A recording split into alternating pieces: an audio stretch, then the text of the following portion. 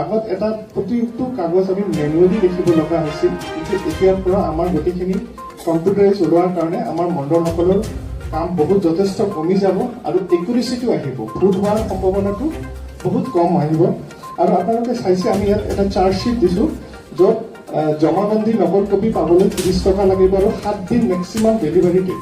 চ' আমাৰ মানে প্ৰতিটো কামৰ এটা বাউণ্ড কৰি দিয়া হৈছে, য'ত আমি মানে বাধ্যতা আমি এইখিনি ক'ব নোৱাৰিম যে আমাৰ মণ্ডলে ছুটীত আছে বা ছাৰ ছুটীত আছে, আপুনি এইখিনি সময়ৰ ভিতৰত দিবই লাগিব, এইটো মেক্সিমাম টাইম। কিন্তু আমি ট্ৰাই কৰিম যিকোনো service as early as possible আপোনালোকক আমি দিব পাৰোঁ আৰু উইথ একুৰেচি, ভুল যাতে নহয়। আৰু এইটোৱে আজি মূল কাৰণ যে আমি এইখন সভা আয়োজন কৰা হৈছে। আৰু ইয়াত অহা সকলো অতিথিলৈ মই অন্তৰৰ পৰা ধন্যবাদ জ্ঞাপন কৰিছোঁ। আপোনালোকে মানে